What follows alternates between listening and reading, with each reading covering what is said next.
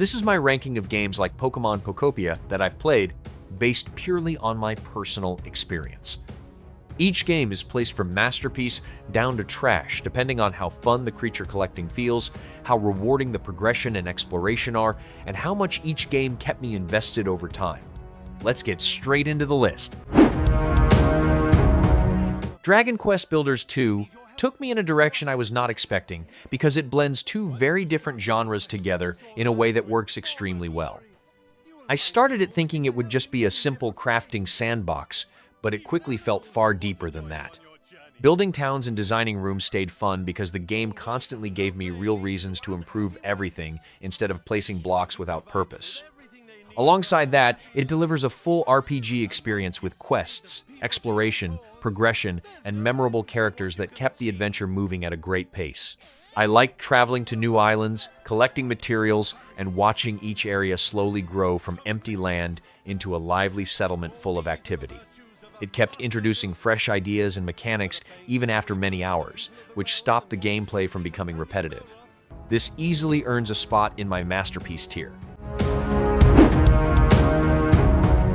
Horticular instantly reminded me of the kind of relaxing management games that are easy to lose hours in without noticing.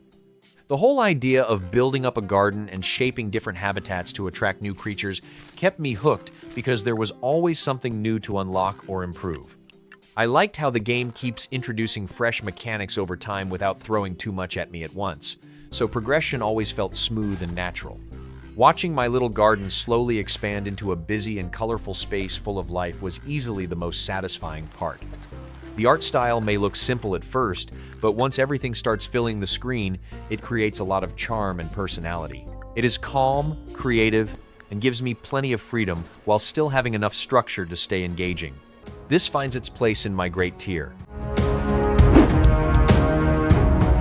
Slime Rancher grabbed my attention almost instantly because of how simple and addictive its gameplay loop is.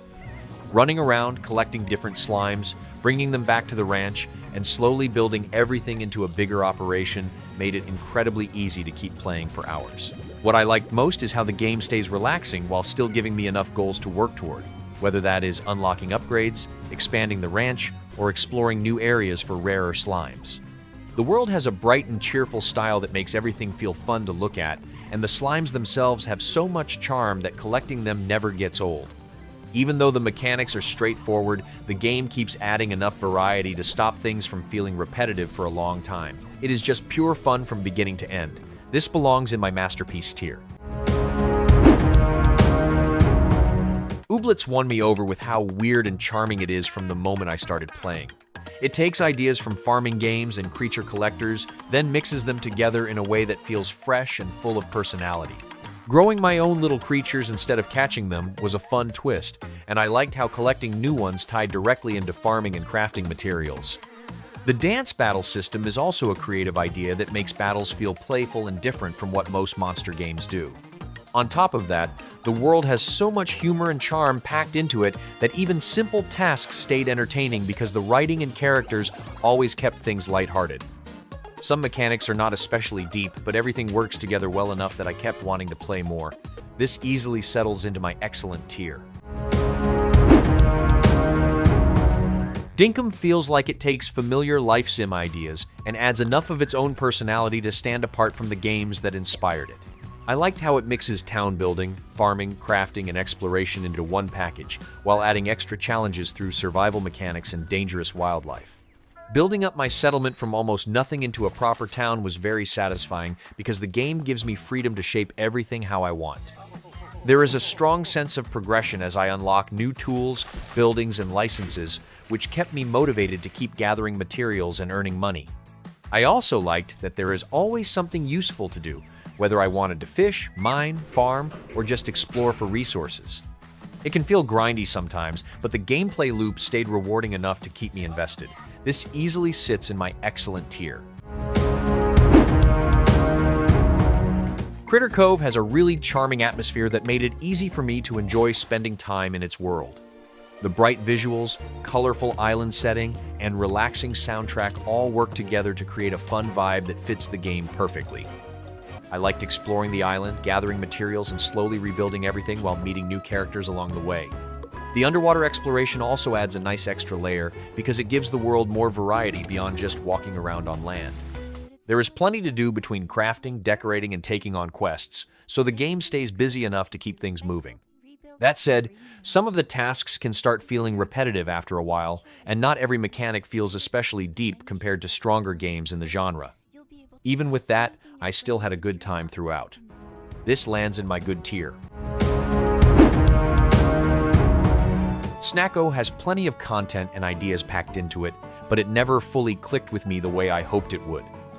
There is a lot to do between farming, crafting, questing, decorating, and exploring, so I can see the effort behind it. I also like the presentation because the art style is colorful and the world has a nice charm to it. My issue is that while it does many things reasonably well, none of it felt standout compared to other games in the genre. A lot of what it offers feels very familiar, and even though the gameplay stays easy to follow, I did not find myself getting deeply invested after a while. It is not a bad game by any means, but it never rose above being just decent to me. This settles into my mediocre tier. My time at Sandrock takes the life sim formula and adds way more depth to it than I expected. I liked how the focus on building and managing my workshop made progression feel more involved than the usual farming setup, and watching my tools and machines improve over time was very satisfying. The town itself is also full of personality, with memorable characters that made side quests and interactions much more enjoyable than I expected. I also appreciated how the desert setting gives the game its own identity and helps it stand apart from similar titles in the genre. While not every mechanic is perfect, the amount of content and progression kept me invested for a long time. This secures a place in my excellent tier.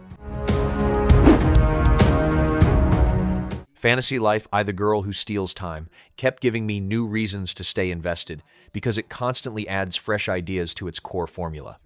What starts as a simple life sim grows into something much bigger with combat, exploration, crafting, village building, and many jobs to level up. I loved how switching between the different lives made progression feel varied since I was never stuck doing the same thing for too long. One moment I was gathering resources and crafting gear, then the next I was fighting monsters or exploring for rare materials. It balances all of its mechanics far better than I expected. The world also has plenty of charm, with fun characters and a surprisingly engaging story behind everything. This easily earns a place in my masterpiece tier.